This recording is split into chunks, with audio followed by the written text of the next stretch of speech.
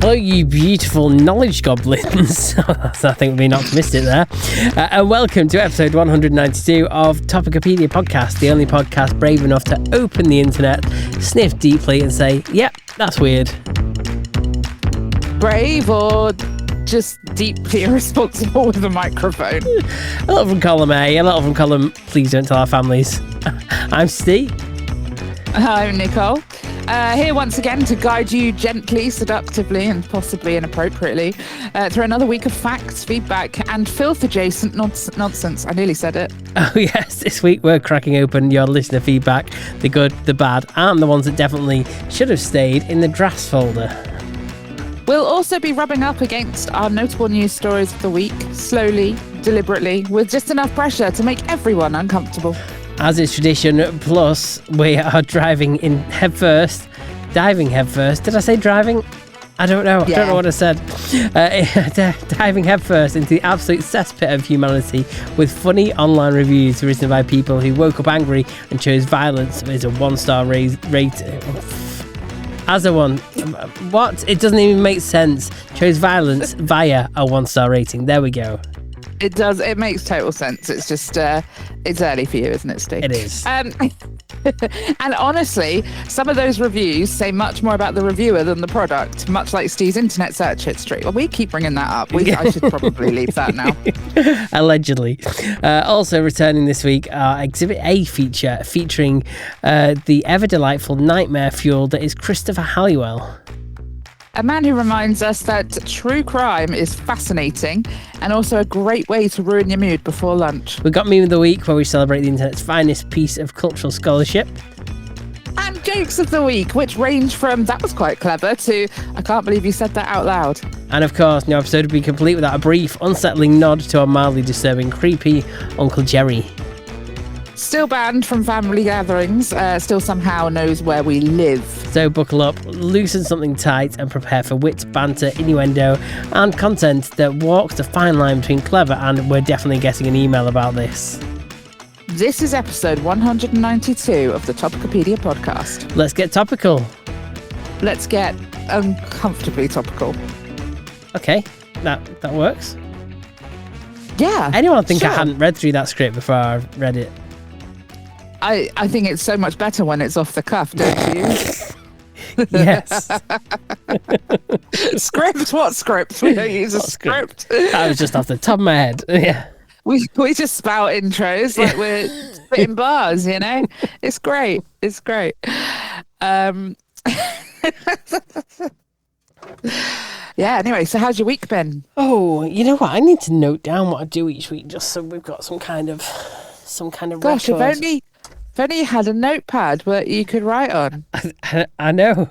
But I've got it here. Only stuff I will forget if I don't write it down. And it's empty. Oh, well, yeah, because you haven't written anything down yet. I'm not writing it down. That's the problem. You don't think to do these things, do you? No, I wouldn't. That's the step that I forgot, the actual writing down bit. I've got the notepad, and I'm good to go with the notepad, but I've got no notes on the notepad.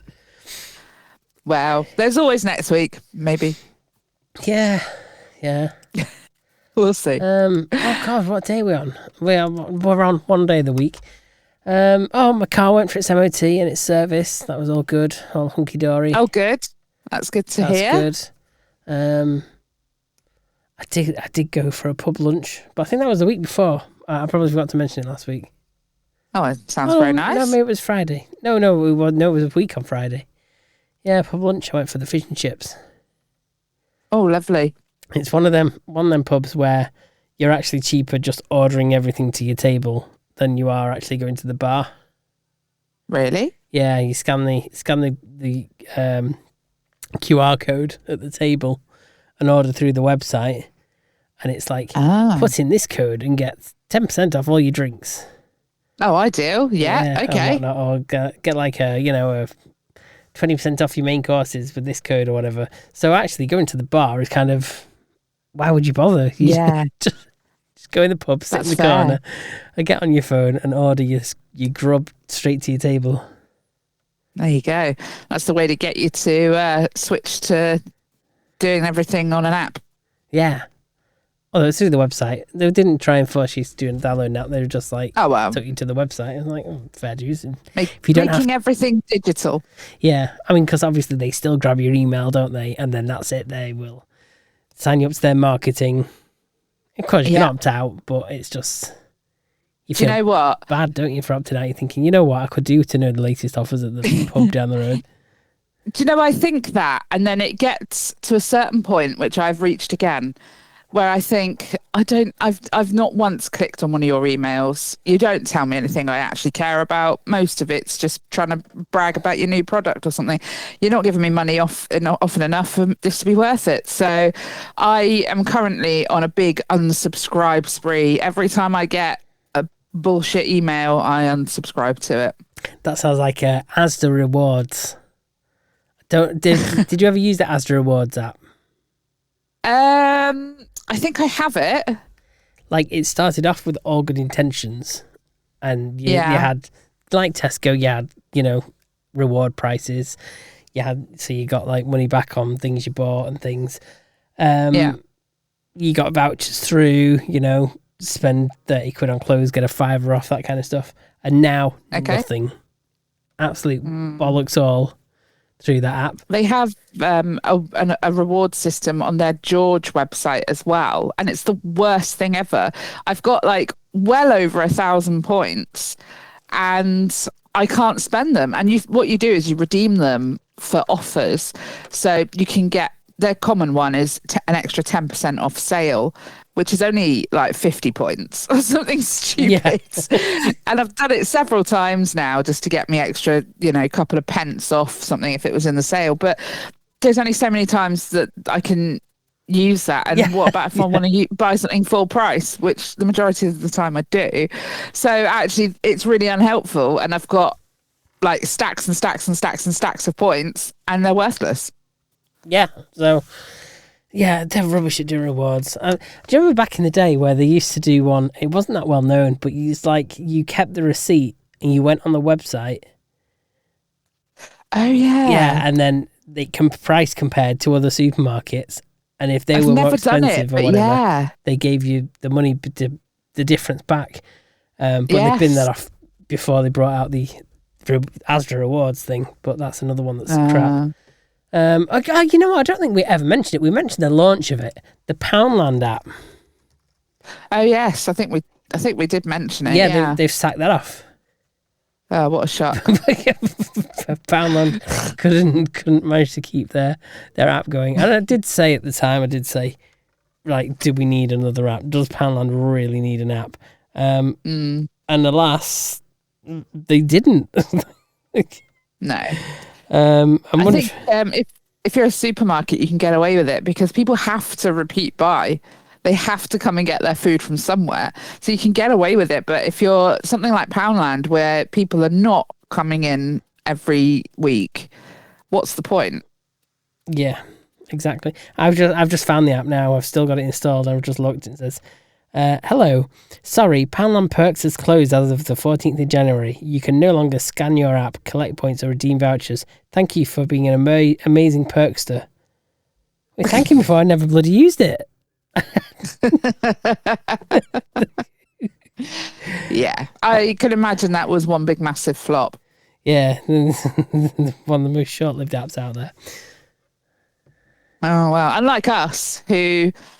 3 years on, nearly 4 years on, we're still going strong. We are. We're nearing episode 200. Nearly at episode 200, and we're free, and we're every week, and I think you should support us. We are. We're great value. We're very good value. So, all we ask is for a like and a share. Yeah, tell your mates. One of our posts. One of our episodes, anything. Spam us everywhere. Share us. Spam us all over the place. Yeah. Put us in a group. Hey guys, I heard of this great podcast. You should definitely listen. Yeah. Like, you won't believe what they said. It's not coming from us. Yeah. You won't believe what they said about Elon Musk. Yeah, all that kind of. You won't believe what they said about Brooklyn Beckham. It's coming up. It's all going to be in today, isn't it? We're gonna dig out all the stories. But I haven't asked you how your week's been. It's been all right. The last sort of 48 hours have been a bit dramatic for my liking, but so on last week, I had 2 new jumping spiders coming. And the lady said, are you okay if they're delivered Thursday? And I said, yeah, that's fine. Because what they do is they send them on an overnight service because you're allowed to post invertebrates via Royal Mail, right? Okay. So you have to make sure you're in for the, signed for before 1 p.m. and all that stuff. So I said, yeah, Thursday's fine. I mean, it's lucky that I don't have a job to be at, isn't it? Because they didn't come Thursday. And I did message her, feeling a bit panicky, thinking, oh, my God, these things going to be all right, because they need heat. That's the main thing. They need heat or they'll die. So she said, oh, it's so annoying when this happens, but I'm sure they'll be along tomorrow. And I thought, oh, okay, well, let's hope so. Anyway, so they did arrive, and one of them had molted during transit, which is, I'm not going to name and shame the person who sent them, but that is such a no-no. You do not send a spider that's in pre-molt, because when they molt their exoskeleton, what's underneath is really soft, and they're very, chilly, very delicate. Yeah. And a bit chilly, yeah, exactly, because they've taken their pajamas off. So they're absolutely frozen and all soft and likely to hurt themselves. So, when they molt, they make themselves a nest and they go in it and they stay in there until they've hardened off again. They just have to air out a bit, And this poor little thing, I opened it up because it's like in a bit of tissue, and it looked a little bit mangled, and I didn't know that it was alive, but it was. And I thought, okay. So I messaged the person again, and I said, look, one of them's absolutely fine, no worries. The other one has molted. I think she might be okay. I mean, she's alive, but I'm just a bit concerned. And she just sort of said, I don't know if she said very much about it.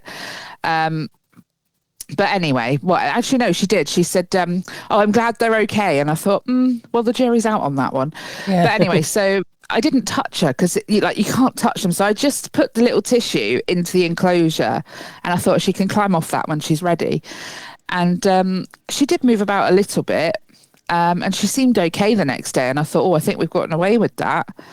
And I got the most beautiful photo of her, absolutely gorgeous. And then Sunday, I went round to my friend's house to go and see his new house, finally. And I came back and she was dead. And I thought, well, flipping heck, didn't need that.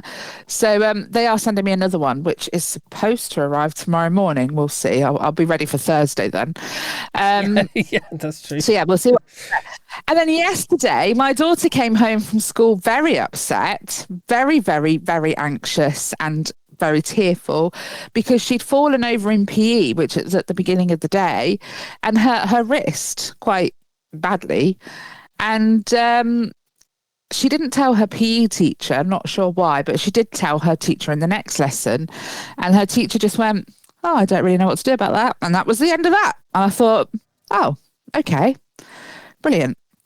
So, long gone the days of a school nurse and all that malarkey, aren't they?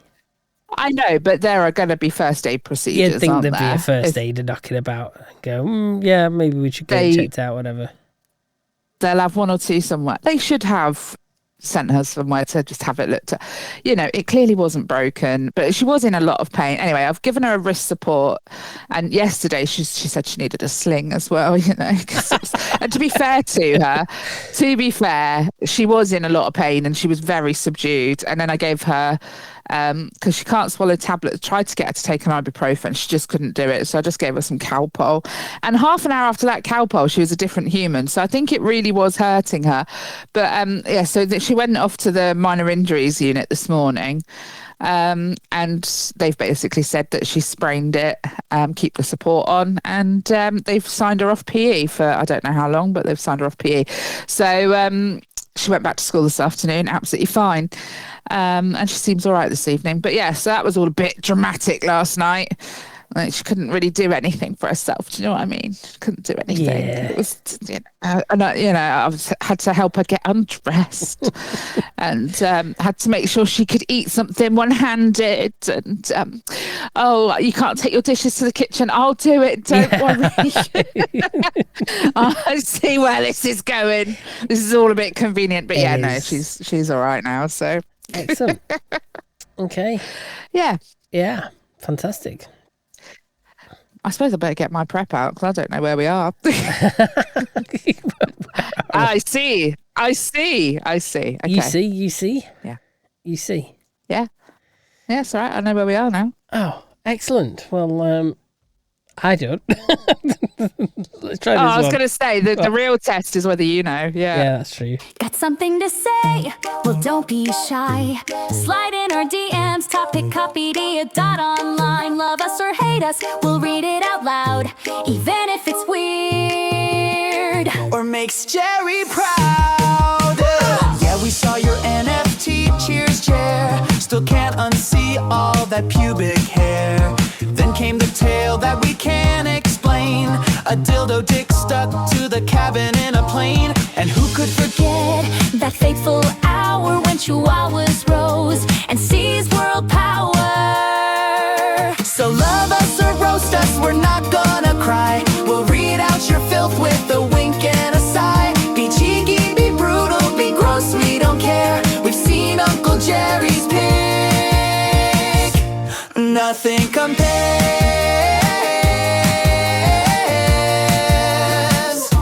Nothing compares.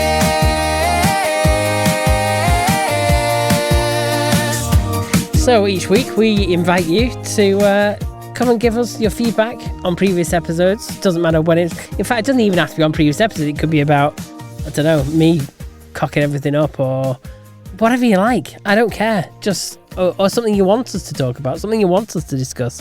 We would absolutely love to hear from you. Yeah, please do. Where can they do that, Steve? Easiest way is just to head over to our website, It's so easy, I can't even bloody say it. Easiest thing to do. It's because I'm just logging onto the website now just to see all the many messages we've got to sift through. You don't have the bandwidth to look for it and say it at the same exactly. time. I see. The easiest thing to do is to go to topicopedia.online and just fill in the sexy feedback form. You don't even have to put your real name or a real email address. That's just there, just in case you do want your real name and a big shout out, and you do want an email back. You do want a signed photo of Nicole. God knows. Good luck with the signed photo. Do you remember that back in the day where TV presenters, radio presenters, and all that, they'd have signed photos of themselves? Like these days, people sell stuff like that, don't they? Yeah, that's true. So if you'd like a signed photo, send a stamped an addressed envelope with your photo and a £20 note inside. with a £20 note inside, and we'll fix that for you. But alternatively, if you're still a bit dubious about using our sexy box, you can reach out to us on any of our socials, and we'll see it when we see it. we were, if it's on Blue Sky, well, yeah, who knows? We're not going to see that, let's be real. But, any of our socials that we actually use, we'll see it when we see it. Yeah. Shall we have some feedback then? I think we better have a bit of feedback. Have some feedback. Andy has been generous as always. He said it's sad, scary, and makes you angry that water companies don't ever change. Scandal after scandal, and nobody ever really takes responsibility for it. Just thinking about the cryptosporidium scandal in Brixham a couple of years ago, and the CEO still gets their 800k bonus. Mumble grumble. Yes. And crypto's horrible. I've had crypto. Have you? And did you make millions? Yeah. No. What crypto did you have? Not that kind of crypto. I had the kind that makes you shit yourself. That's not as fun a crypto, is it? I guess. No, it's not as fun a crypto whatsoever. No. But you don't hear about NFTs anymore either, do you? No. Apart from... Except in our little song. Yeah. It's the only time I get to hear about NFTs now. It's completely. I don't even think quiet. Jerry can remember that. I think Jerry's forgotten all about it. He's lost his. He's forgotten that he's got the intellectual property of it. Well, I think the problem is that people were a bit slow on the uptake for Jerry's NFT, and I think he finds it just easier to just slide into the DMs with it now. So no NFT necessary for Jerry. There you go. You've been warned. Anyway, Andy continues. Nice. A little bit surprised that they put the letter in Nicole's door with the no cold caller signs, etc. Yeah, they do. It also says no junk mail on there, and they all still put the junk mail through. They're not supposed to, but they do anyway. That letter to Nicole, my first thought was that it was one of those chain letters that was photocopied. Also makes sense. There's an email to reply to, so there's no address to go to when you get scammed, as I bet the Bible studies aren't going to be free. No, they just want to indoctrinate you into a cult. That's how Jehovah's Witnesses work. I don't think it's actually about money for once. The thing is, though, the chain letters, kids miss out these days. They don't get that anymore, do they? No, because it all went digital. Yeah. It all went to like email, and then that kind of stopped. And I mean, the only people that you see, all you get now is repost this if you don't want Mark Zuckerberg to monetize your Facebook. Yeah, sure. And I see all the over 50s reposting that. Sorry, I should rephrase. All the over 60s reposting that. And I think, good Lord. Yeah, you're really thinking that. That's what maybe that's something we should evolve to. Bring back actual physical chain letters so people can think it's a Blue Peter initiative to send out chain letters to each other. I don't know about that. I think we should bring back pen pals, though. I think that's lovely. I was literally thinking about this the other day. When I was growing up, I'm not saying every kid did it, but I think it was more common back then. But I used to write to my best friend, and because we didn't live like really close, so we only got to see each other in the school holidays and stuff. So we used to write letters and post them to each other, and it was the best ever getting a letter from her, and I loved writing them back. So I think we need to bring that back. I would love to like have a pen friend, maybe somewhere abroad, or I don't know. It's just nice, isn't it? Yeah, but I guess once again, email and WhatsApp, and there's so many ways of instantly communicating now. It's just not really relevant anymore, is it? I know. But I have seen on Facebook that there are pen friends like groups, because there are just some people who are sad like me and quite like physical handwritten letters. I'm just not brave enough to give a stranger my address on the internet. Wah, wah, wah. But the funniest thing is you're talking to them online in the first place anyway, so yeah. Right, let's finish this little bit of feedback off. And he says, talking of meal deals, I'm surprised that people are choosing the most bland sandwich of just ham, when I thought the whole point was to get value for your meal. I think the value is in not having to do it yourself. There is that aspect.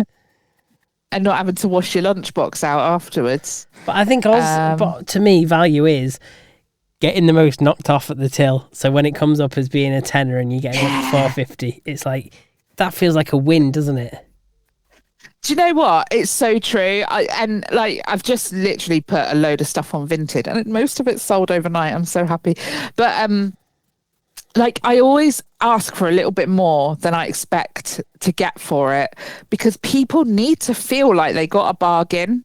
And I must admit, there's been some sellers I've sent an offer to, even though I'm not displeased with what they're asking. But I just need that feeling of I got a bit of a bargain there. And if they say no, especially if I've only asked for sort of like a couple of pound off, if they say no, I think, oh fuck you then, I'm going to go buy it from someone else. Even though they were the cheapest. I can be really petty like that. I need to get my dopamine hit. So Yep. Yeah, I mean, that's why eBay does so well, isn't it? Because you feel like you're getting a bargain, and you're getting that hit of dopamine that you're bidding, and you've won, you've outsmarted everyone else. Yeah. It's addictive, eBay, especially if you're bidding. And then, do you do that thing where you snipe them all at the end? Yeah, I hate it when people do that to me, when people just outbid you at the last minute. That's what I do. I won't put a bid in until the last literally 8 seconds. Yeah. And then I'll put it. The reason being, otherwise, I think I am in danger of spending more than I want to. Whereas if I do it in the last few seconds, I can't put in another bid, you know? Yeah, that's true. And I've got a better chance of winning it for a better price. There is that as well. Oh, dear. Okay. Right. Clear my throat. Ready to press the button, obviously.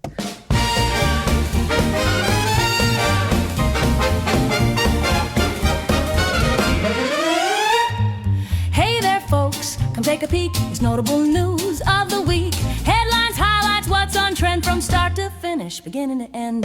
Stories big and stories sleek. It's scoop you wanna see. Smart and snappy, fresh and chic. Notable news of the week.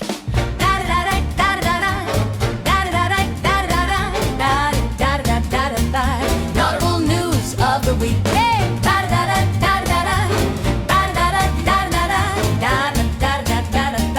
Notable news of the week.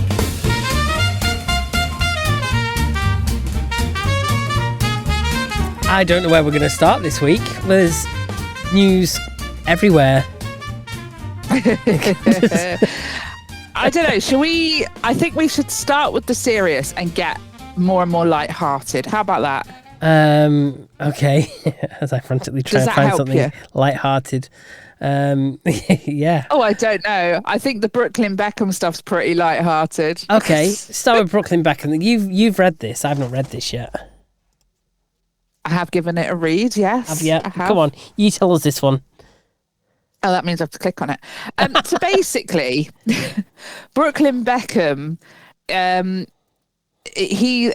been a feud between him and his parents, I think, for quite some time, but it's not been massively spoken about until now. And he's decided to lay it all bare, and it's juicy. Do you want to hear it? Do you want to hear it? He did this in an Instagram post. So he's not gone like to the papers to make money off of it, right? He's done it on Instagram. He's a funny looker, isn't he? Yeah, he is. Yeah. He is. I will always say, take everything with a bit of a pinch of salt, especially with sort of like family feuds. Yeah. There's two sides to every story, and the truth is somewhere in the middle normally. Okay. So he says, this is quite long, by the way. I've been silent for years and made every effort to keep these matters private. I'm not sure this is every effort, Brooklyn, but okay. Unfortunately, my parents and their team have continued to go to the press, leaving me with no choice but to speak for myself and tell the truth about only some of the lies that have been printed. I do not wish to reconcile with my family. I am not being controlled. I am standing up for myself for the first time in my life. For my entire life, my parents have controlled narratives in the press about our family. The performative social media posts, family events, and inauthentic relationships have been a fixture of the life I was born into. Recently, I have seen with my own eyes the lengths that they'll go through to place countless lies in the media, mostly at the expense of innocent people. To preserve their own facade, but I believe the truth always comes out. My parents have been trying endlessly to ruin my relationship since before my wedding, and it hasn't stopped. My mum cancelled making Nicola's dress in the 11th hour, despite how excited she was to wear her design, forcing her to urgently find a new dress. Weeks before our big day, my parents repeatedly pressured and attempted to bribe me into signing away the rights to my name, which would have affected me, my wife, and our future children. They were adamant on me signing before my wedding date because then the terms of their deal would be initiated. My holdout affected the payday, and they have never treated me the same since. During the wedding planning, my mum went so far as to call me evil because Nicola and I chose to include my nanny Sandra and Nicola's nanny Nouni, I don't know how you pronounce that, at our table, because they both didn't have their husbands. Both of our parents had their own tables equally adjacent to ours. The night before our wedding, members of my family told me that Nicola was not blood and not family, and since the moment I started standing up for myself and my family, I've received endless attacks from my parents, both privately and publicly, that were sent to the press on their orders. Even my brothers were sent to attack me on social media before they ultimately blocked me out of nowhere this last summer. My mum hijacked my first dance with my wife, which had been planned weeks in advance, to a romantic love song in front of our 500 wedding guests. Mark Anthony called me to the stage where the schedule was planned to be my romantic dance with my wife, but instead, my mum was waiting to dance with me. She danced very inappropriately on me in front of everyone. I never felt more uncomfortable or humiliated in my entire life. We wanted to renew our vows so we could create new memories of our wedding day that bring us joy and happiness, not anxiety and embarrassment. My wife has been consistently disrespected by my family, no matter how hard we've tried to come together as one. My mum has repeatedly invited women from my past into our lives in ways that were clearly intended to make us both uncomfortable.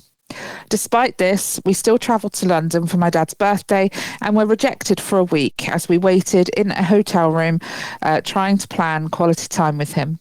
He refused all of our attempts unless it was at his big birthday party with 100 guests and cameras at every corner. When he finally agreed to see me, it was under the condition that Nicola wasn't invited. It was a slap in the face. Later, when my family travelled to LA, they refused to see me at all.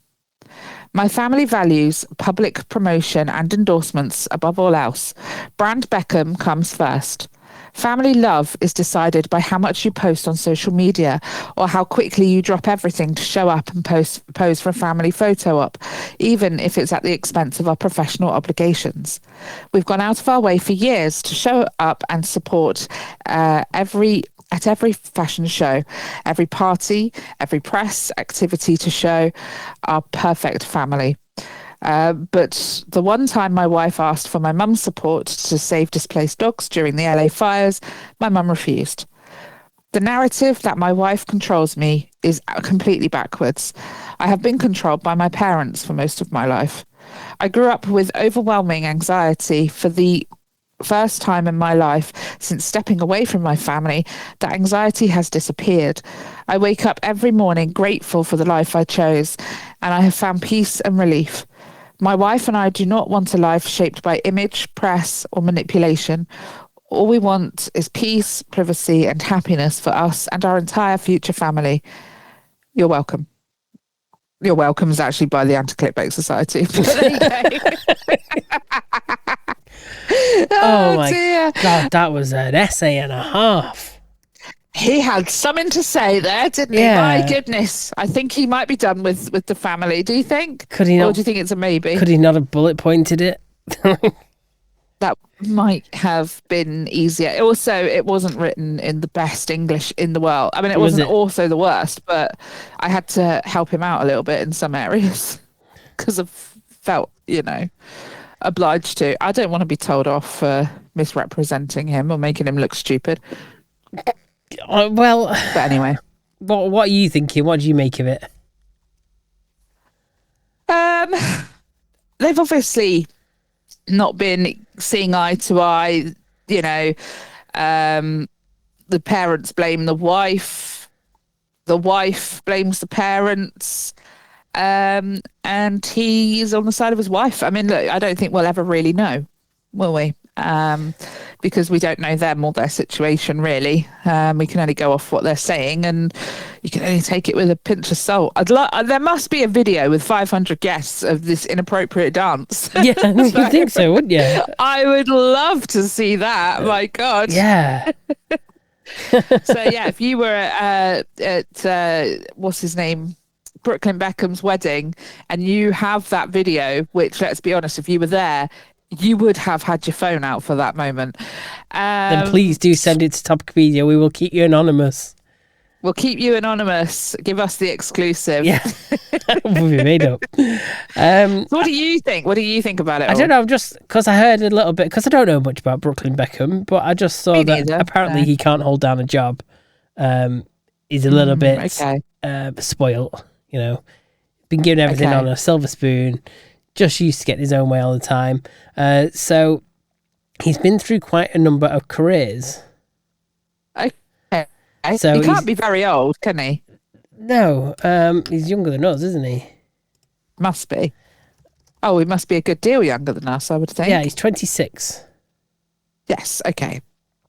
So he's gone through a lot of careers at 26. Okay. Yeah, I mean, to be fair, I went through a few, but yeah, but he's basically gone from, what's he done? Photography. Which meant to be serious art. He released a glossy photography book, despite critics pointing out that many shots looked like decent GCSE coursework, blurry, overexposed, and often taken of famous people who were already interesting without the camera. The Mars scandal wasn't that bad, but it was treated as genius because of the surname. And then he trained up as a coffee barista for a hot minute, which is perfectly respectable, except it was rolled out via magazine interviews and professional photo shoots, as if a latte phone was his true calling. The internet responded with, "Your dad owns half of London, mate." Okay. Following that, apparently regularly posts cooking content videos where the food is aggressively normal, like pastas, burgers, toast, but presented with the gravitas of a Michelin launch. The infamous clip where he makes a bacon sandwich while wearing £1,000 of designer clothing lives rent-free in Britain's collective mind. Yeah, okay. And on top of that, he's released a cookbook, which was marketed as accessible food for young people, but many recipes were lifted straight from family chefs and cooking classes. The criticism wasn't plagiarism so much as, why is this being sold as an authentic struggle cuisine when your mum is Victoria Beckham? Which is fair play. Like, oh yeah, he's not going to have gone down and got the, you know, bottom shelf pasta, is he, at Lidl? No. And then wedding speeches and PDA overshare. Okay. Him and Nicola are extremely into each other, which is nice, but they express it like teenagers who just discovered Instagram stories, matching tattoos, intense declarations of devotion and public loyalty. And it's occasionally overshadowed like the wedding industrial complex elegance the Beckhams usually project. So, yeah, this reckons that yeah, he's disciplined, media trained, globally respected. David is, sorry.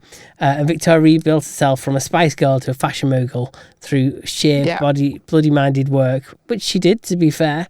Whereas Brooklyn, by comparison, gives off gap year energy while holding generational wealth. And you couldn't put that any better yourself, could you?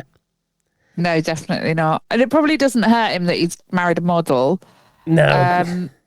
Who is going to have a pretty good income to support them. He can probably make an income just off his name. He can have another 1,000 careers, can't he? Yeah. And he rubs people the wrong way as well, because he has interviews where he discusses hard work and finding his own path or starting from the bottom. Yeah, he doesn't know what the bottom is. He's never seen the bottom in his life. The floor he started on is several stories above most people's ceilings, to be fair. Which is very true. He sounds like a bit of a knob, doesn't he? He does. So, you know what, Posh and Bex, you're best off without him. Yeah, you've got other kids. You got other ones. Raise them better, you know? Yeah. It's probably too late for that now, isn't it? But it sounds like his brothers aren't having anything to do with it either, are they? So no, I mean, fancy embarrassing your family like that with who they are, because you're going to have a big backlash from it, because I think both David and Victoria are quite well respected, And They've got quite a good image. Well, they've got a very good image, haven't they? Yeah, and who really is he? He's their offspring. It's obviously going through a late rebellious teen kind of phase by the look of it. Yeah. Oh, I can't do anything because it doesn't fit the Beckham brand. Well, yeah, just poor little rich boy, eh? Yeah. Because he just obviously doesn't have the first idea, but he thinks he's got all the struggles. Bless him. Yeah. Bless his rotten cottons. If you're listening, Brooklyn, don't go away. We don't like you. Talking of your mum and dad can have a listen. Yeah, I like them. Talking especially of your dad. Anyway, yeah. Sorry. You go for it. I was going to say his mum, but yeah. Talking of spoiled little rich boys. Russell Brand has appeared in court via a video link from the US over charges of rape, R-word and sexual assault in relation to 2 women. That's going on at the moment. I hope they actually do him for it this time. Yeah, yes they do. I wonder if he'll get sent down. They got to bring him back to England, aren't they? They'll bring him back to the UK and send him down. I suppose so. Yeah. Don't know where they're going to put him. God, just don't know. He was married to Kate Perry from 2010 to 2012 and is now married to Laura Gallagher, the sister of TV presenter Kirsty. The pair of 2 children, Mabel and Peggy. How could you mess it up with Katy Perry? I know. Unbelievable. I know. That is his biggest failing in life, apart from being a total rapist. Yeah. Oh, he just, you know what? She probably realised what he was like and was well shot of him. I hope so. Yeah. Yeah. In other news, Piers Morgan is in hospital. Oh, no. Yeah, he fell like a sack of spuds tripping in a London restaurant. Oh, that's not good. Jokingly, he's blaming Donald Trump for it.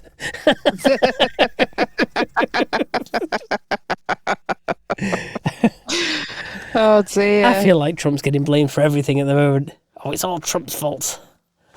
Well, there's so much going on, and I only know tiny snippets of all of it.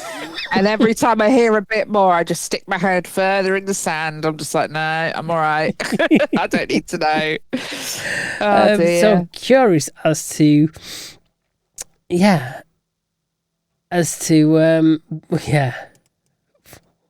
what restaurant he was at. But the article I've got is behind a paywall, and I just closed my paywall link, which was a bit annoying.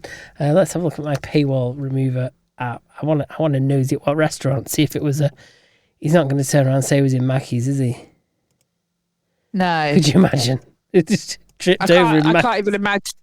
I can't even imagine him in Spoons, you know? Yeah. It's just not him. Where was it? It just says inside a restaurant. Oh. Eamon Holmes added, well, sincere sympathy to my friend, but I am the expert in this field. If you want advice or a visitor, Lucozade and grapes, ? Right, okay. Yeah. It doesn't say what restaurant it was. Oh, gutted. I was interested in knowing what it says. I think we should speculate. It was a London hotel restaurant. Oh, okay. We can Google this, can't we? Top London hotel restaurants. You spot for Joy still. Oh, okay. I'm going to guess he was maybe... Oh, do you think he was at the Savoy? Maybe.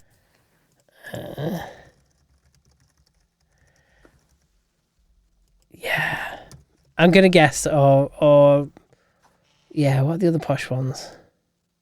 The Ritz? Yeah. Yeah. I think they might be going a little too posh. I reckon he's mid-level posh. You think mid-level posh? Yeah, I do. I don't know then. Mid-level. I can't give it any better than that. I'm going mid-level posh. Mid-level. hotel restaurant. Yeah. I mean, there isn't really like low-level hotel restaurant because low-level hotels don't have restaurants. I beg to differ. Not in London though, really. Most of the low-level hotels don't have room for a restaurant. They're just like... I'll take your word for it. Yeah. Yeah, you're probably right. Okay. Yeah. So I'm still saying mid-range. Like low level for London, but Hyatt Regency London Blackfriars. I wonder if they must have a couple of restaurants in there at least. Premier Inn London. Have they got they probably haven't got one because of budget. They expect to go across the road instead for breakfast, you know what I mean? Yeah, you got to go to the nearest beef eater. Yeah. Or Harvester. Oh, disgusting.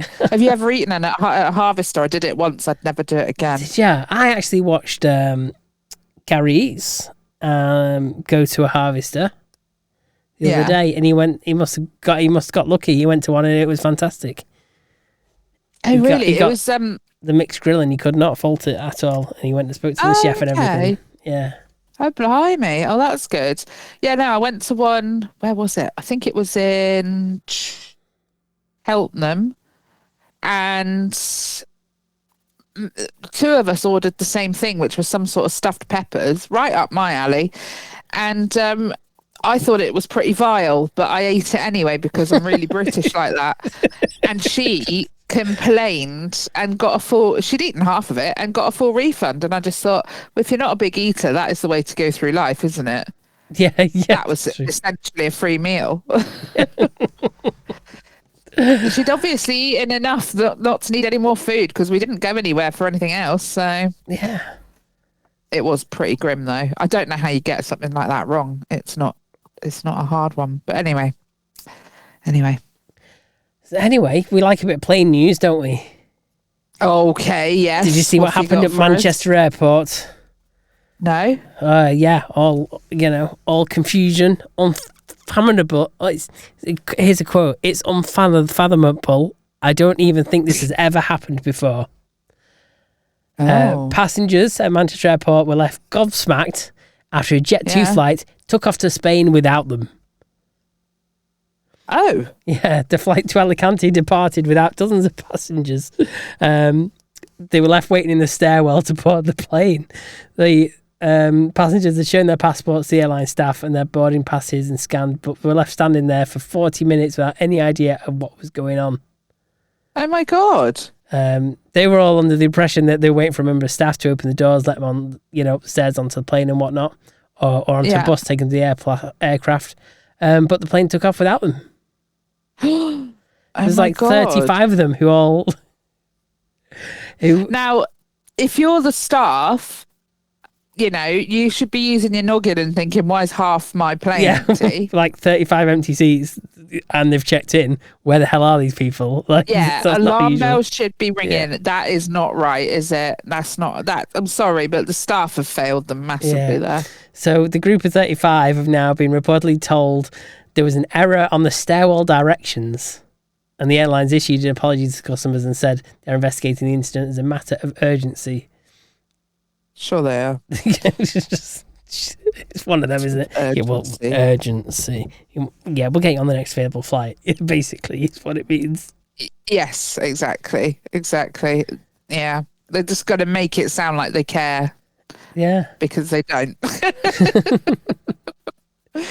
Oh dear. Yeah, so we all come to the terminal. Everyone's gone through from 26 to 40, and then they called the rest of us. We've all gone through the gate and boarded. But instead of carrying on to the plane, there were some stairs. So the herd mentality is that we all went down the stairs and followed each other. There was a lot of us. We're thinking, why aren't these doors open? We're there for all that time. Oh dear. Yeah, so the plane left without them. No. He said that the staff don't do a head count once passengers have boarded the plane. Well, maybe they need to change their policy. Yeah. Planes at least 36 people like, it's bizarre. You'd think the captain would ask if they had a full flight. I mean, that's also a security risk as well, because if people don't board, you're meant to unboard their baggage. Oh yeah, of course. So they've not pointed that out in the article, but yeah, they should have gone, these people aren't on the plane. We've got to get their bags off for security purposes. Yeah, that's not good, is it? No. There you go. In other plane news, Elon Musk has been having a bit of a do on X with Ryanair. Okay. Because Elon basically thinks Ryanair should have Starlink. He should be able to have the internet on Ryanair planes. And he called Michael O'Leary, the boss of Ryanair, an idiot. Because Michael O'Leary basically said there's no point because, it will add 2% onto the cost of, filling up the planes and whatnot. It's 2% more fuel burn. So he didn't want to. I think he's missing a trick there, because if the equipment's light enough that it's only going to be 2% fuel burn, I sure as hell think a lot of people would actually pay to use the internet on the plane. I think they would. I think they make the money back on that. I know they're not long haul flights, but 3 hours is still a long time for people who are addicted to their socials. Agreed. And I think also, people can then, if they forget to download films and stuff, they can watch that sort of thing. It's stuff that actually will probably give the staff a bit of a bloody break from difficult customers. Like, you're so much less, like, when people are bored, they get frustrated, they're like much more likely to act up. So I think it would be such a good move. Yeah, so there you go.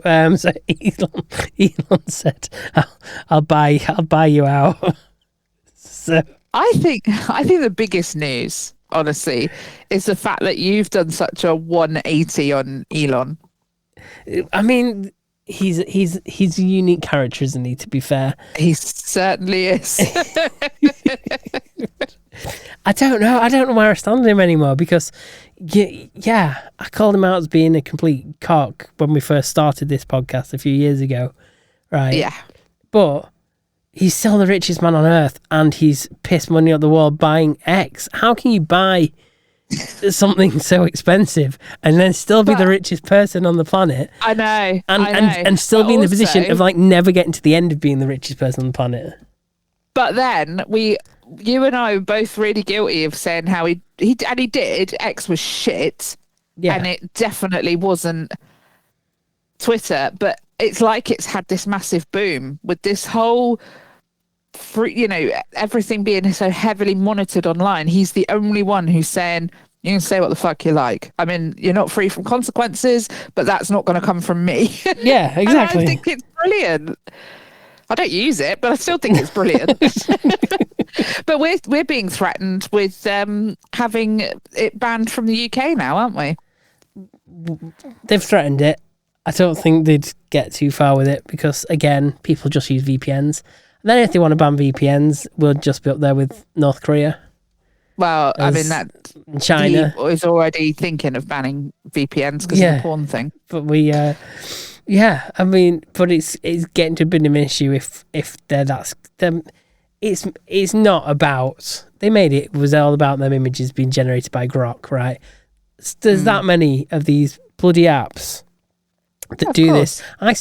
I went through a phase of scrolling through Reels on Facebook, and it would advertise apps that do. It would have women with their tits out, and it wasn't like not censored or anything, but all AI.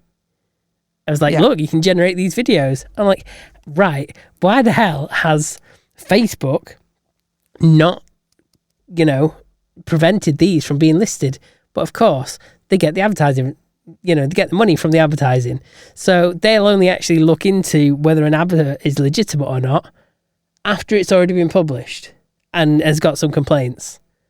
They don't go and screen the adverts before they put them on there, which I think is wrong. If you're going to make money out of advertising, you should first check the advert is relevant for your audience. Yeah, I agree. And that's why you get on Facebook, you get the scam ads, the AI ads of, it's like Elon Musk saying, oh, you need to invest in this Bitcoin thing. And then it's like Keir Starmer saying, oh, everyone needs to invest in this. They're going to get £500 back. And some gullible person is going to fall for it and whatnot. But it is just scams. And it's full of them. Yeah.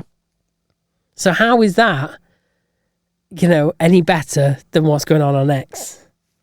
Yeah, Keir Starmer, someone's put you on it in a bra, ooh, yeah, super offended. It's not any better. It's just the fact that he doesn't want people to be able to say what they want to say. No, and that's what it comes down to ultimately. And if you can't see through that, then you must be living under a rock. Thick. Yeah. Must be living under a rock to not see that that our freedom's being compromised. It's like they're now using AI. Police are using AI cameras to try and pick up on people of interest in different areas and stuff. So, on a busy street, whatever, they'll put the camera up and they'll find people who they want to go and have a little word with. I think sometimes that can be counterproductive, because if you've made a mistake in the past or whatever and you're trying to right yourself, the last thing you want is to be constantly felt like, you've not done anything wrong at that point, but there's they're not taking their eyes off you and they're hassling you. Yeah. That's what I think of it anyway, but I agree. It's yeah. It's too much. I think sometimes if someone's done their time, served their sentence or whatever, they're entitled to change their ways and become better people. You kind of have to let them, don't you? Yeah. But otherwise, what are you saying about your rehabilitation institution? Well, we know. Well, it's also releasing people early, isn't it? Release everyone early. Just turn the whole country into like an open prison where you just get watched all the time. Yeah, that's horrendous. Yeah, because that works. Yeah.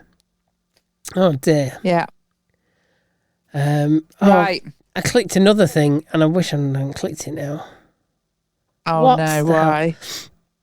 Well, McDonald's current promotion is like, secret menu stuff, isn't it? So they're doing, yeah, I like apple pie and ice cream and stuff.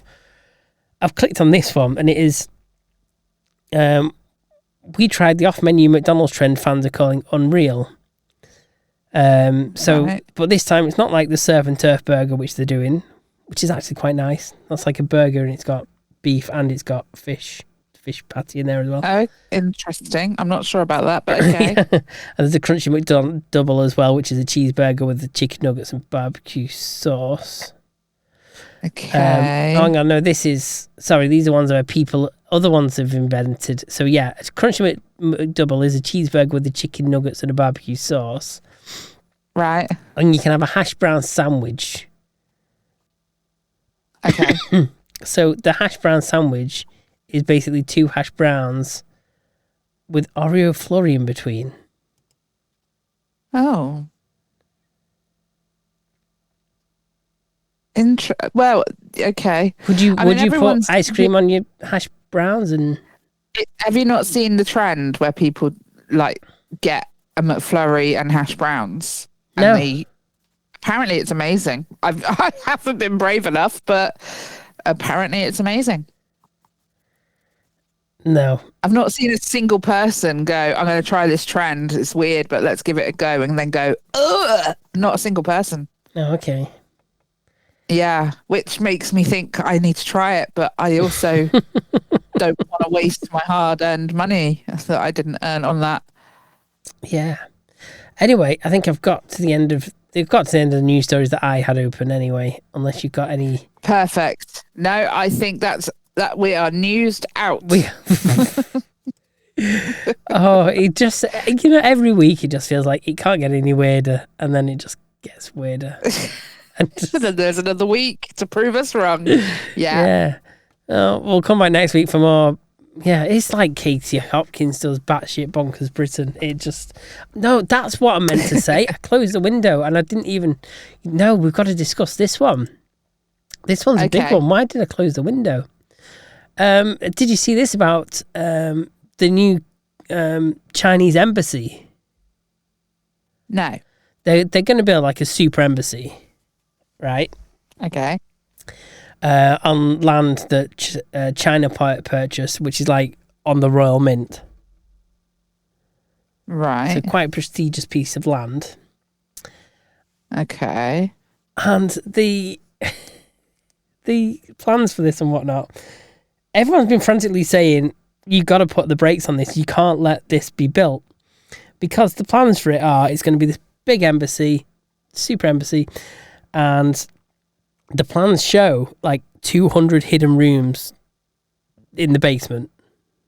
Right. And these rooms have been like redacted. Right. So they're kind of like blanked out, so you can't really see and whatnot. And yeah, the concern is that it is kind of a security risk because the location. Because the Royal Mint site is right next to the fibre optic cables carrying sensitive financial information from the City of London. Right, okay. And this isn't even tinfoil hat speculation. This is explicitly mentioned in the planning documents and the intelligence briefings. Oh my God, okay. So obviously the US is completely not chill about this and has repeatedly warned us and requested briefings and raised concerns about Chinese interference. And, you know, obviously Trump's already upset about the Chagos Islands deal. He's upset about us, like, you know, not wanting them to take over Greenland and all this. And then for us to then go, oh yeah, by the way, we're going to let China infiltrate all, you know, be a room away from all this sensitive data, which they could quite possibly infiltrate, decode, use to their own advantage. Yeah. Why the hell has it been allowed? That's what gets me. It has been approved. It's because you can do anything you want if you're not a British native. Yeah. That's what it is. Yeah, so the government logic is very loyally, if China does spy illegally, the UK says it'll deal with it after the fact under the Vienna Convention rather than stopping the building now. Essentially, we'll wait until the spying happens, then be very cross. Fuck's sake. Okay, well, there we go. Yeah, local residents protesting and judicial reviewing coming, and there's talks of dragging it through the courts for years. But yeah, it's a rare moment where the state admits national security isn't absolute, just managed. The UK is knowingly accepting some level of risk in exchange for diplomacy, trade, and not upsetting a global superpower. Right, okay. It is concerning. This government we've got, it just bends over and takes it. Yeah, it really does. And, you know, just screw your own people. Left, right, and centre. It's just weird, isn't it? Yeah, I can't believe I nearly missed that story out because that is the big one, and I think we're going to hear quite a bit more on that. And I think now that it's been approved, we're probably going to see quite a bit of protesting about it because it is concerning. Yeah, people are worried about China, and probably with good cause. Yeah, for sure. Yeah. Right. Yeah. Good one. Yeah. Right, should we have something a bit more cheerful? What are we going for? I'm going to let you press the button. Oh, is it Exhibit A? Yeah. For the record.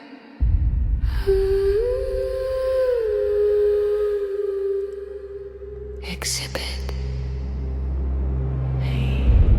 Ooh.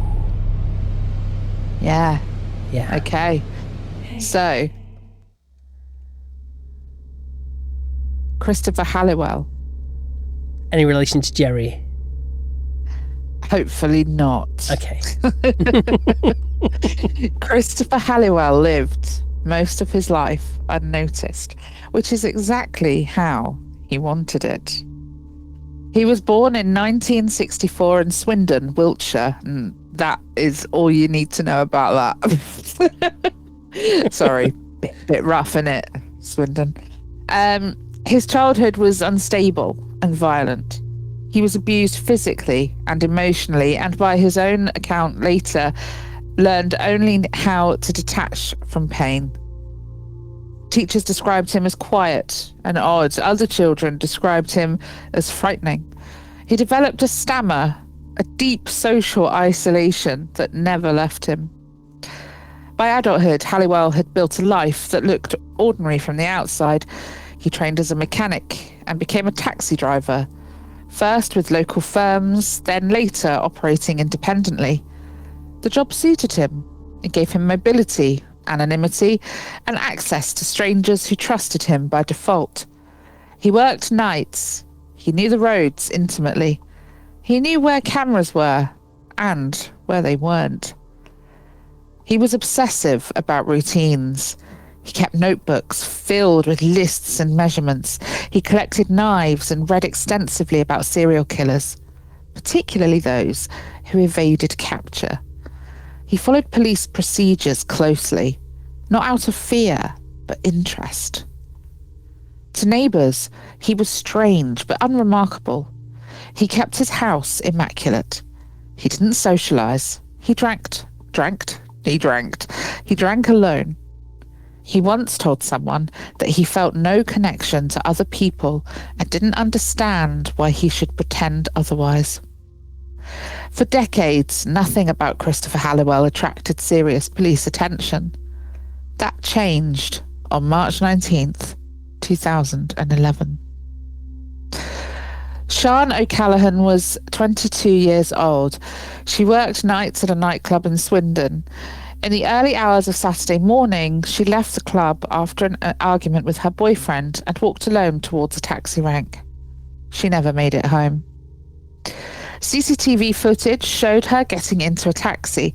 The image was grainy, but the vehicle was distinctive. Police began a massive investigation, reviewing thousands of hours of footage. Within days, they identified a green Toyota Avensis operating as an unlicensed cab. It belonged to Christopher Halliwell. On the 24th of March 2011, police arrested him. Halliwell said nothing during questioning. He asked for a solicitor.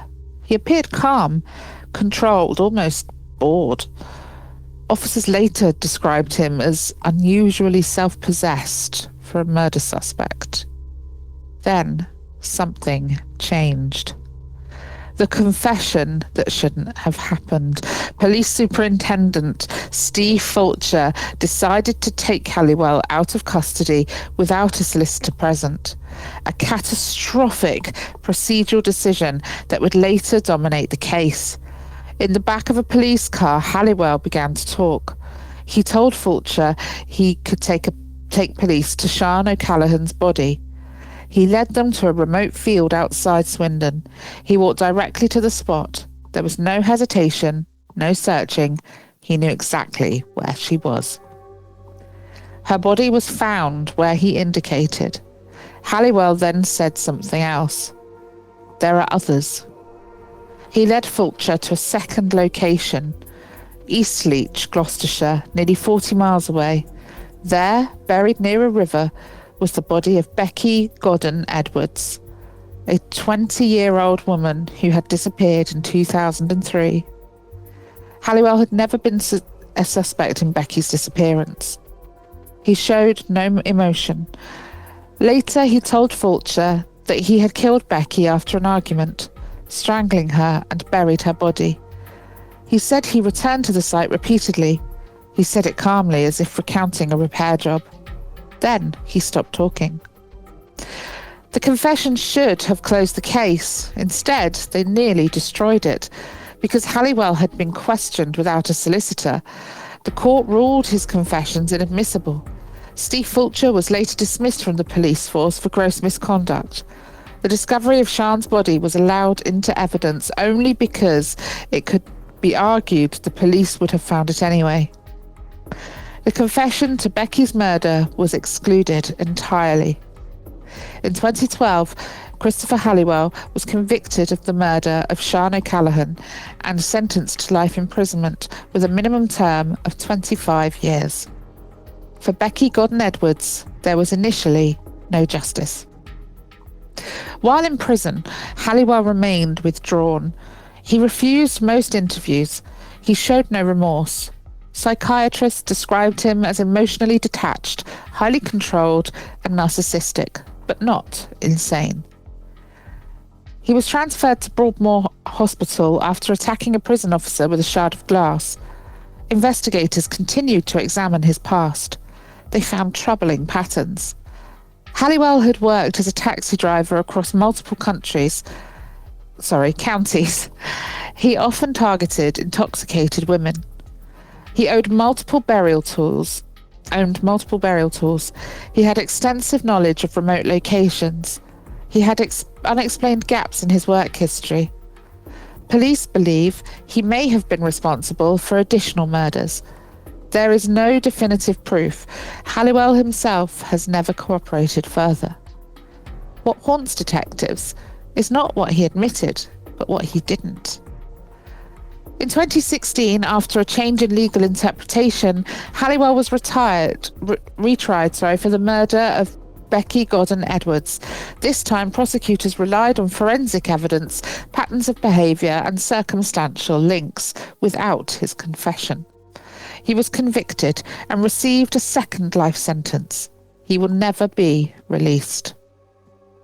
Christopher Halliwell is now one of Britain's most unsettling criminals, not because of what is known, but of what may never be known.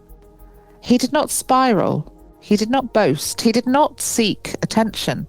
He lived quietly. He lived carefully. He stopped talking. And somewhere between the roads he drove, the nights he worked, and the women who trusted him enough to get into his car, there may be stories that will never be told. That silence is the most disturbing thing about him. There you go. Okay. Yeah. I mean, that was a bit of a. I think was he counting on that to thinking, yeah, I can tell them that I murdered these people and show them where the bodies are, and I can't get done for it because I've not got a solicitor with me. He may very well have known that, mightn't he? And probably thought he was going to get away with them both. Yeah, quite possibly. Quite possibly. But that is a little boastful, isn't it?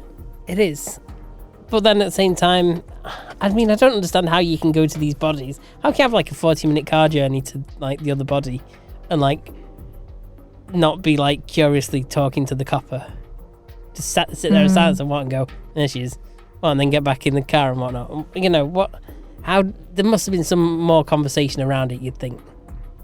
Yeah, I'm sure there would have been, for sure. Yeah. Maybe he was just enjoying the time out. Maybe he just wanted one more look at the countryside, so he was like, oh, do you want to see another one? One day he gets to see the countryside, but he wasn't having to drive for a change. Yeah. Yeah, exactly. That's what it is. He thought, God, actually, I don't mind this passenger business, and I don't think I'm going to be murdered. So this is all gravy. One day he's going to say, do you know what? I fancy another little countryside ride. I think I might just confess to another one. Yeah. That'll get me out for a couple of hours. Oh, dear. Why not? Oh, dear. Yeah. Well, there you go.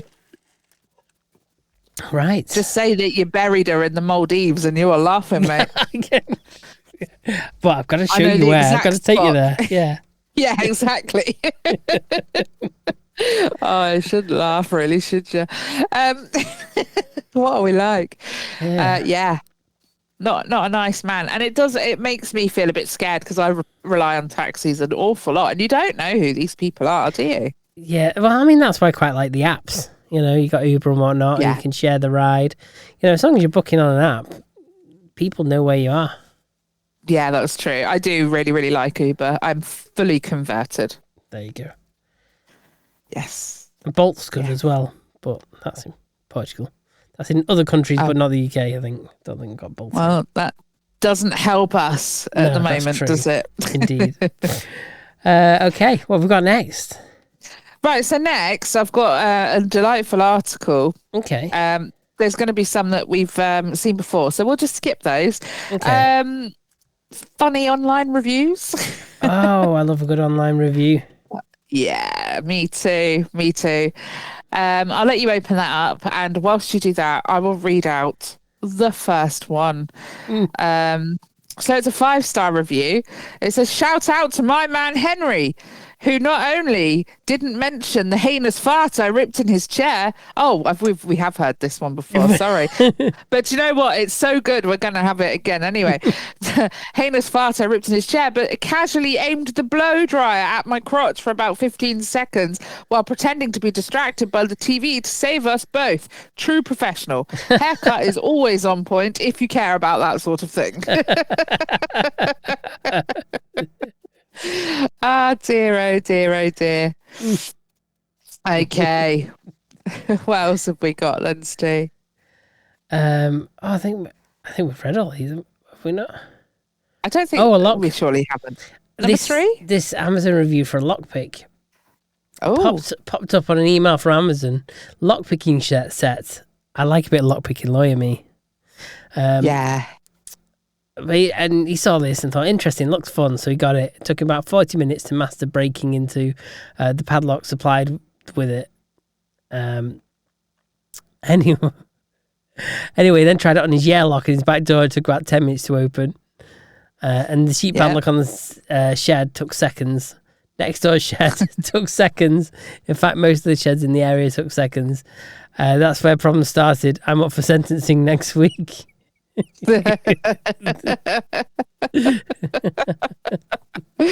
Whoops. Yeah, no, that's great. I don't think we've had this one before. So this is what's it for? Does it say? A t-shirt, is that right? He's given it 2 stars and the title heavy ? He said slightly heavier than tissue thin. Cannot imagine the alternate universe in which this would be a heavy cotton shirt. Okay, Amazon won't let me post the above review because Amazon wants me to write at least 20 words and it doesn't want to repeat repeated words. So I have composed a haiku about this shirt. The bear has thick fur. It does not wear this t-shirt for fear of freezing. Later, and by request, ice covers the pond, a thin, transparent window. Is that your nipple?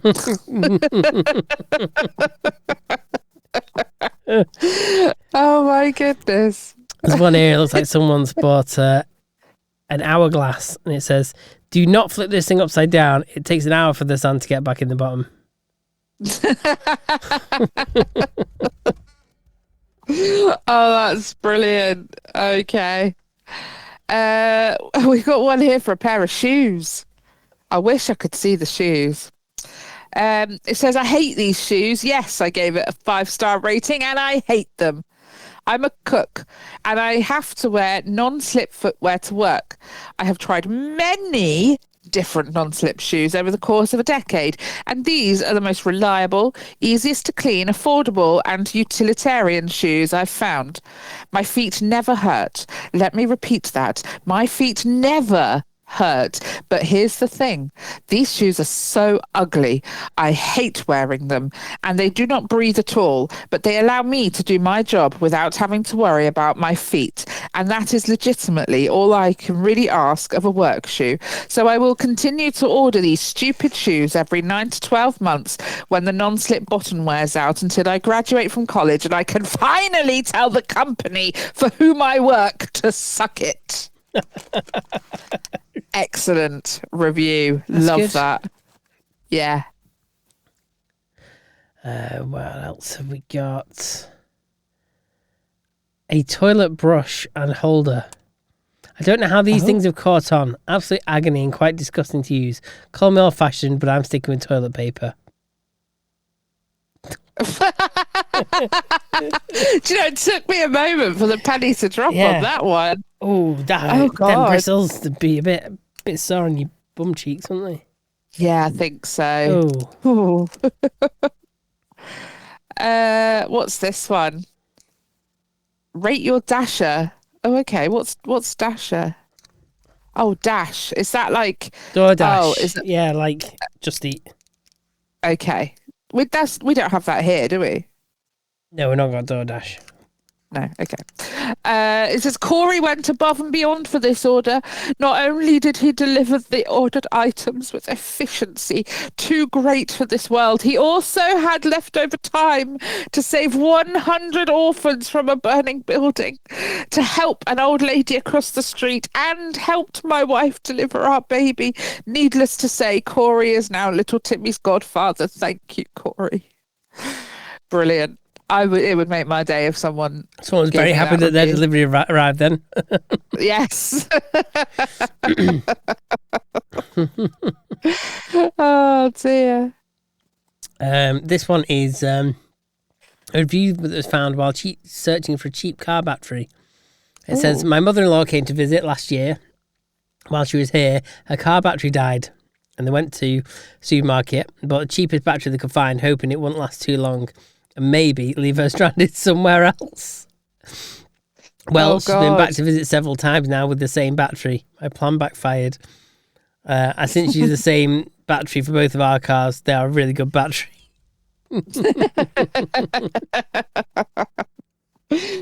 Very good.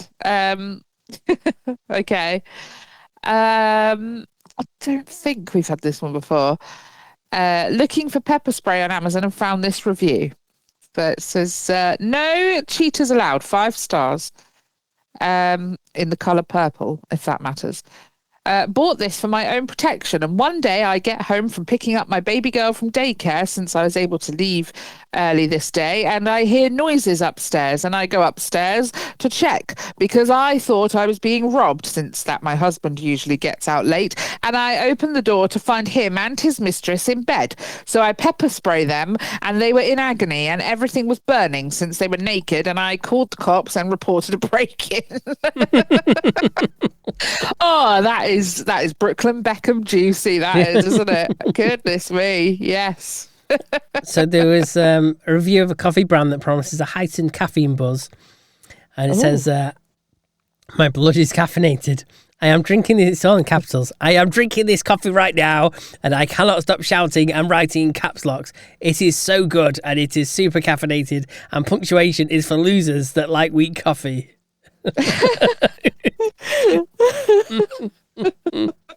My God. I don't think we've had the one before that one. I don't think. Because I've seen it on the internet before. Maybe we've not spoken about it on podcast before. Well, I'm going to read it anyway. Okay. 1 star. Beds should look like beds, and it's one of those extra deep inflatable beds, right? It says, I ordered this while I was high because I thought it was a giant ice cream sandwich. It's not. It's a bed, and not the $150 ice cream sandwich I wanted. Dang, son.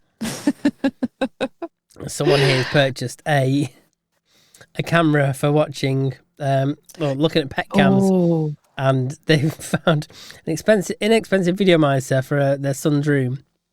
It was easy to install, and the video quality is pretty good for the price. Now when I hear a noise upstairs, I can verify that my son is indeed going to full-on demon mode, as shown in the photo. And the kid's, leaning back over the crib, unnaturally bent backwards, like that. Oh, God. Yeah, creepy.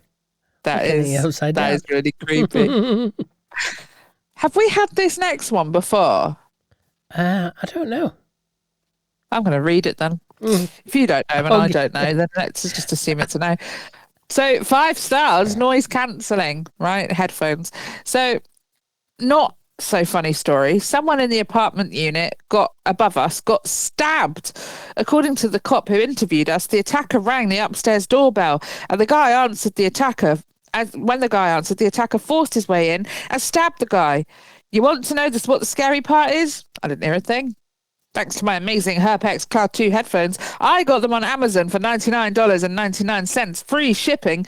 These things work as advertised. Probably the best noise-cancelling headphones I've ever owned. 10 out of 10.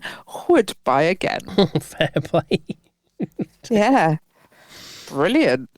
Someone here was looking for a rice cooker and came across this article from Rice Man. Oh, okay. Verified purchaser of this silver rice cooker.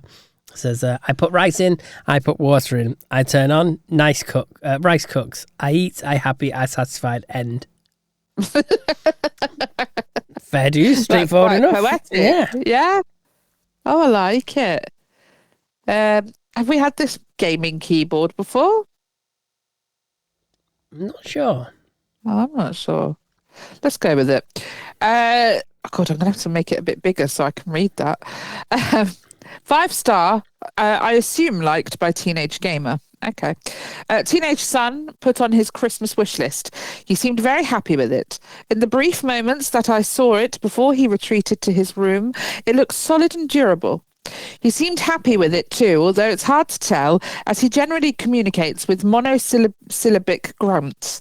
And when I venture into his dark room to beckon him for meal times and the occasional shower, a dim and colourful, eerie light appears through the doorway, so I assume this is functioning well. Shame it doesn't double up as a room deodorizer. Now that would be a product worth buying.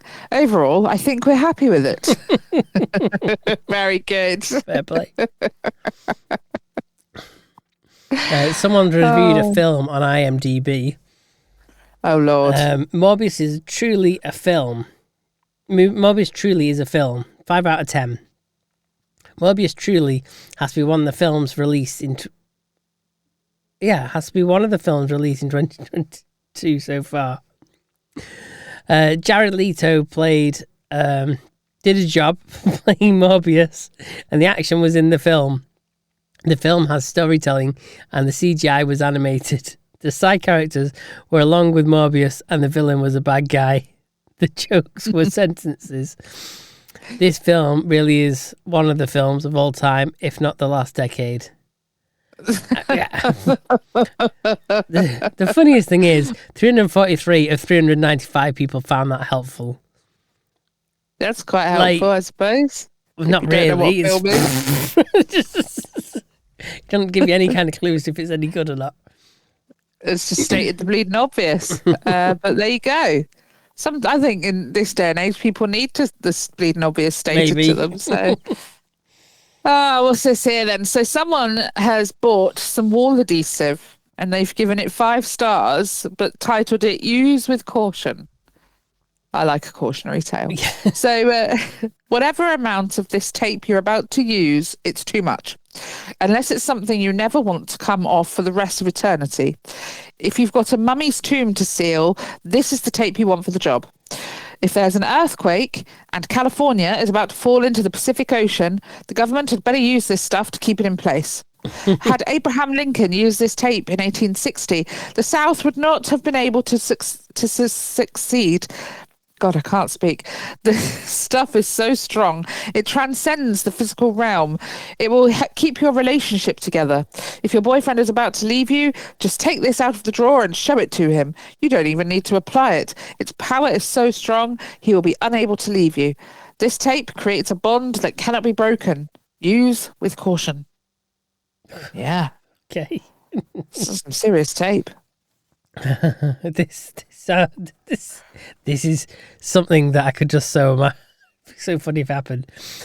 This review for a restaurant getting one star. The entire kitchen and wait staff saw an ice cream van and ran outside. Leave me alone in the restaurant. 10 minutes later, they all came back with ice creams. I can't believe this actually happened. Someone's commented on that. You're just in a hissy because they didn't bring you on. Yeah. Oh, that's so funny. I bet that is quite a weird experience, though. Yeah. Bit bizarre. You'd just go and help yourself to their ice cream, wouldn't you? Yeah. Whilst they're out. I know. Just be like, well, free dessert for me then. Okay. So this is a review for fruit snacks. 3 stars. Your children will do whatever it takes to get these, no matter the cost. My kids would give 5 out of 5, but I disagree. After finally getting my 3-year-old twins to bed one night, I went to take a shower and have a moment of peace. I was shaving my legs when suddenly a small arm popped through the shower curtain with a pack of these gummies. Mind you, both children were supposed to be asleep at this time. Naturally, this startled me, which startled the child, and in the chaos of it all, the shower curtain was torn down. In case you weren't aware, shower curtains are critical.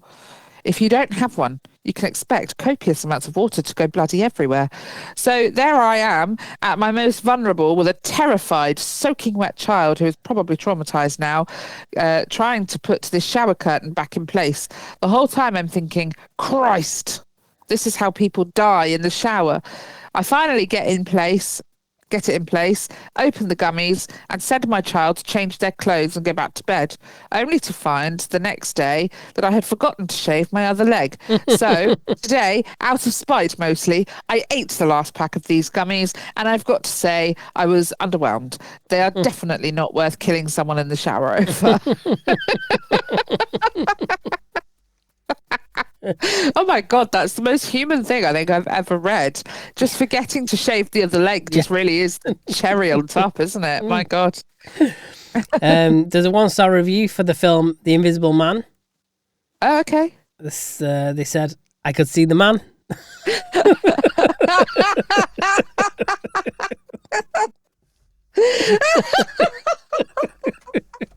That's absolutely fantastic. Oh God, I'm trying to find one now that we haven't done before. Okay. 1 star. I've always wanted to drink alcohol, but never had the strength. You see, in my family, alcohol is essentially water. My mother, father, and their parents drank excessively throughout their lives and drowned in their consumption. It was a terrible thing to watch. After seeing my father keel over and pass away with yellow skin after his liver failed, I promised myself never to drink. Maybe it's genetic, maybe it's curiosity, but I've never understood my strong desire to drink after seeing what I have. My father, as previously mentioned, died from cirrhosis. However, this did not come suddenly. He had suffering from his condition for over a decade and never even stopped drinking. He didn't want to die, but his urge to drink just surpassed his desire to get better. And on that day, he had just finished his 2nd bottle of brandy before tragedy struck. Alcoholism is a complicated, destructive, and abusive set of circumstances that cannot be truly understood unless you've seen it. I have never in my life had even a single drop of alcohol, as I am too scared of the consequences. I was proud to say this, that I have gone 53 years alcohol-free, disease-free, with a functioning liver and a sustainable future. But after downloading this app, I just wish I'd started drinking earlier. Easily a 0 out of 10, do not recommend. Okay, that was a long way to go about it. Yeah, it was. Blimey, mate. Whew. I like this one here, and it's a tweet from Dr. Mark Lewis, and he's quoted a photo saying, honestly, I don't know how to earn that 5th star. He's got 4 stars, and it says, Dr. Lewis saved my life. Okay. What does he have to do to get that 5th star? Gosh, I don't know where you found that either. Oh, yes, I've just found it. Okay, yeah, there you have. God, have we had that one before? Yeah, we have. I'm sure we have. What about this one? 5 stars. Oh. These are great. Looks like it's lit and has people running to tell you to put it out. I work at an oil refinery and people are going insane, worth every penny. And he's got a fake cigarette in his mouth. I like the next one, and it says a mattress with 10,000 5-star verified reviews, and it's like 5-star. I almost died. There was a fire in my building. I slept through it.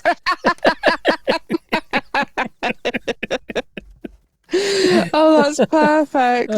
That's perfect. These are socks. Yeah. These are socks. I can wear them on my feet. I do recommend them if you need socks. If you need coffee filters, do not buy these. Okay. Okie dokie, artichokey. Yeah. There's a view here on Google. Weirdest hotel ever. 3 out of 5 stars. They took my cell phone and made me get naked. Luckily, I'm into this. I'm only giving 3 stars because of the food. It was really bad. They did provide a nice set of black and white scrubs to do activities like marching, crying, eating, sleeping, and well, you kind of get to wear them the whole time. Weirdest 24 hours ever. Lower Buckeye Jail. Oh, okay. I've got a review for a squirt gun. 5 stars. Excellent for discussions with cats about whether they should be on the kitchen table or counter. Cats understand this. Great trajectory. If you can get the cat from 10 feet away, even after your 3rd glass of wine. Yeah. Good stuff. That's pretty good. Yeah. I like it. Oh, that's a weird keyboard. There's a keyboard that goes, it's got the QWERT and then the ASDFG. And you've got like an A to Z button top right. Oh, how do you get to the rest of the letters? But yeah, because it's only got half letters, it says Das Bad es vergat ed tried et for 3 weeks. Ad et works with an X. Great. I recabbed et ta o as a gad. What gives us 5 stars? That's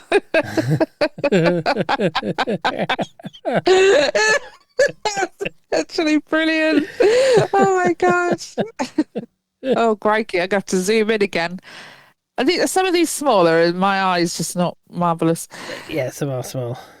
Okay, that's all right then. Review for a deep fryer. Okay, 5 stars. It works great, but my wife didn't like the smell of fresh oil in the house, so she politely suggested that I move it outside. I, of course, refused and told her it wasn't going to stay inside. So a few hours later, I'm frying shrimp outside and I noticed that the oil tended to drip on our concrete patio. Mostly my fault. My wife wasn't too fond of that and suggested that I buy an air fryer instead. I, of course, refused and told her that I was going to continue cooking with a fry cooker. So now we have an air fryer and it works okay for fries, but it's nothing like my deep fryer. So if you're looking for the great taste of a deep fryer, this one works great, no complaints. And it looks good sitting inside our lower cabinet by the stove. So there's that. Well, yes. Someone here has actually reviewed a bus stop on Google. Wow. Giving it 5 stars. Ooh. It's a bus stop where the bus stops. The bus stops really well here because it has to. There are several bus lines stopping at the bus stop here.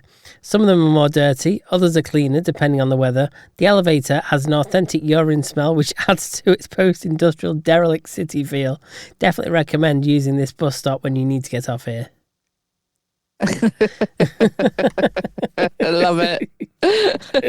Great stuff. We got one here for a bottle of vodka. 7 years ago, I was given a bottle of this as a gift, and not understanding the danger, I drank the lot in one session. I awoke several weeks later in a field somewhere east of Warsaw, wearing a perfectly clean, bespoke 3-piece pinstripe suit with 20,000 zloty in the pocket. There were 3 dead sheep lying next to me and an old-fashioned dictaphone. I listened to the tape and heard my own voice speaking fluent Polish, a language I had never studied. When I returned to the UK, none of my friends, family, or work colleagues remembered me at all. It was as if my entire existence up until that point had been erased. 5 out of 5. Highly recommend. How weird. That'd be weird. Yeah. Oh, dear. I love my new home theatre system. In fact, I love it so much that I tend to watch it a bit too much. The wife and I got into a heated debate about my new television use. One thing led to another, and she tried to rip my 15-inch Samsung clean off the wall. Thanks to this mount, the TV's still on the wall and working well. Brilliant. Have we got any more? Yeah, I've got one here. It says Dark Souls 2 is like being married to a woman who is attractive and charming and funny and intelligent. And you are soulmates and everything is perfect, right? She's the perfect woman. You could not ask for a more better woman in the world. You love her and she loves you. Only she has one flaw. Every 5 minutes, she punches you in the face for no reason. She just punches you in the face every 5 minutes. Even at night, you wake up. She punches you in the face. You recover. You get 4 minutes, 38 seconds of sleep, and she punches you in the face again. And you love her. Yeah. Okay. I know games like that. I think I've read this one before, but I love it when you get something that's ridiculous, like $120,000 TV, Samsung curved 105-inch Ultra 4K HD TV. And it says financing available. I was able to purchase this amazing television with a loan, 30-year fixed rate at 4.25% APR and only 3.5% down. This is, hands down, the best decision I've ever made, and the box it came in is incredibly roomy too, which is a huge bonus because I live in it now.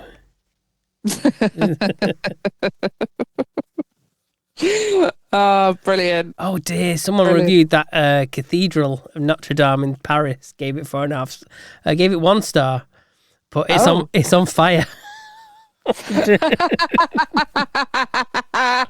Someone's commented and said, "Oh, can you say it is lit?" Oh dear. Oh no, that's terrible. Dear. Terrible. There's a game review here from Steam. Yeah. For Dark Souls 2. Never played it. Have you played it?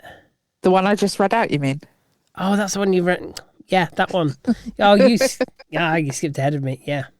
I skipped ahead. I think we've had all the best ones, to be fair. We have. We've milked dodgy reviews. We need people to send reviews in. Anything you come across. Purposely stumble all over the dodgiest products you can find on Amazon. Or any kind of anywhere, game reviews, anything. Yeah. Find the dodgiest reviews. Send us a screenshot. Send us a screenshot. We do love a dodgy review. Definitely. Please, please, please. Also, did you know you could review us? Oh, yes, you can.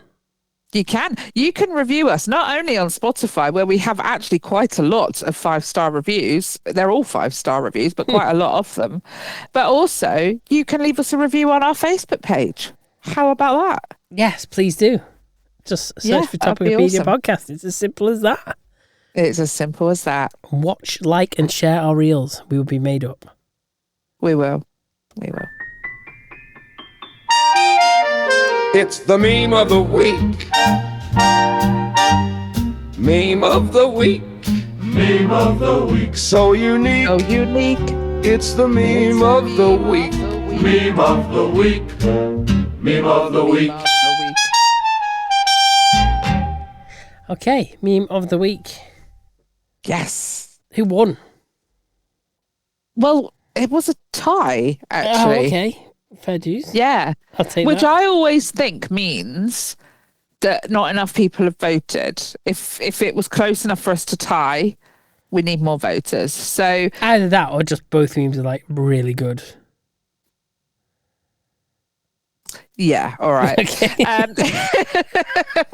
So if you're listening, head over to topicopedia.online, scroll down a little bit on the homepage and just vote. It takes literally seconds. Your internet browser will remember that you did that last week as well. So it will take even less time because you won't have to type out the whole address every time. And scroll down a little bit on the homepage. There is a poll. You will see our memes. You will laugh your socks off. And then you can vote. So go do that for us. It makes all the difference. Yeah. So what have you got for us this week? What have you got for us this week? Oh, week? you're making me go first again. Yeah, okay, so this is looks like Daniel Radcliffe there. I don't know if this is a scene from Harry Potter or not. I'll let you know. I think it could be, but it's basically him saying, "Oh, want to get a cup of coffee sometime?" to this girl, and this girl says, "Sure. How about 11 tomorrow?" And he's put, "No way, that's too many."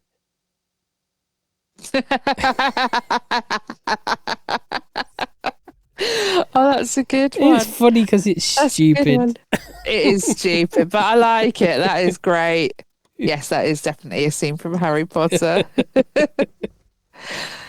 Oh, God. Okay, so I'll send it to you so you can read along with me.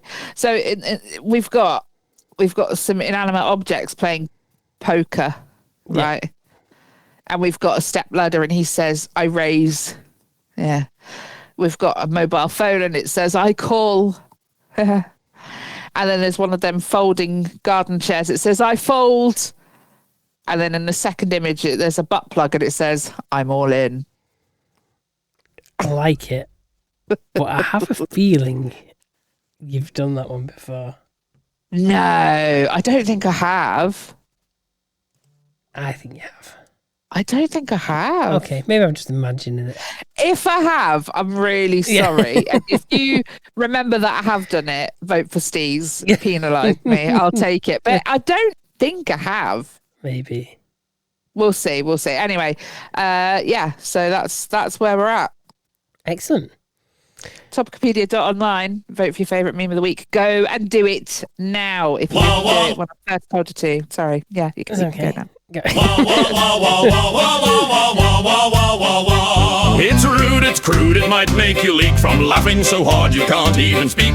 Two filthy jesters delightfully bleak. We'll make you laugh, snort and blush in a streak. It's Topicopedia's Joke of the Week. Yes. Yeah. Well. Right. Regale us with your hilarity, sir. Let me find it. Okay. This is a long, stupid one. Let's do this long, stupid one first then, okay? Oh boy. They can't all be winners, can they? So a guy walks into a bar and he's carrying a chihuahua. And the bartender looks up and says, hey, no dogs allowed. But he's like, oh, but this is a special dog. He talks. So the bartender, being a typical bartender, just, looks at the guy and is like, prove it. So he walks over to the bar with his chihuahua in his hand and says, go on, ask him anything. So he says, okay, what's your name to the dog? Expect it to be something like woof or ruff or something that would be like indistinguishable from a normal dog noise. Yeah. But surprisingly, the chihuahua says, Sir Thomas of Glendale. Oh. And the barman's a bit taken back by the answer. And he said to the man, it's a trick. You're a ventriloquist, or there's a speaker in the collar. And the man swears up and down, there's no trick. The dog really talks. And they argue for a minute or two about the legitimacy of the talking dog. And the man finally says, how about this, right? I'll go into the bathroom over there. You can take, as long as you'd like to examine the dog, see if there's a microphone or speaker or camera or whatever. And then you can ask the dog anything you want. If he answers, it'll prove it's not a trick. So the bartender thinks it over and agrees to these stipulations. The guy heads to the bathroom and the bartender spends about 3 minutes looking over the dog and is finally satisfied there's no hidden microphone, no camera, etc. But to be sure as possible, he moves over the dog as far away from the bathroom door as possible and whispers in the dog's ear, how did the guy get you to start talking? And the dog looks round slowly, motions the bartender closer and says, if someone threatened to stick their hand up your ass, you'd talk, wouldn't you?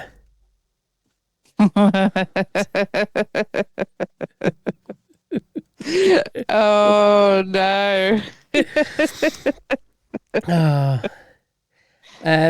Yeah. How do you describe a stripper with a good work ethic? I don't know. You got multiple choices. Is it a hard twerker or is it good twerk ethic? Oh. I like them both. Great. I like that. A guy goes to prison and on his first day his inmate says, oh, what are you in for? And he says, oh, dealing drugs to the wrong people.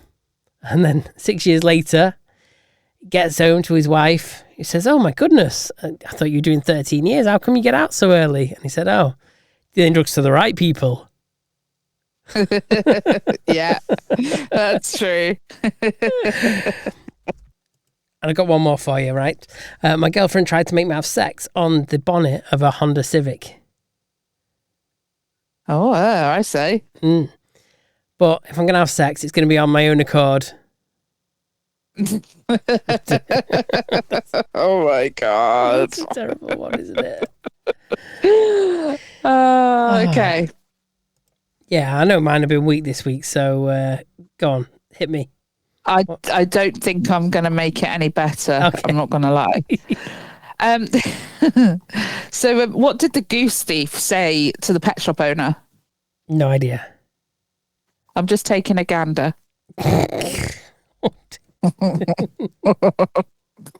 Okay. Like a radiologist researching sausage digestion, I tend to see the worst in people.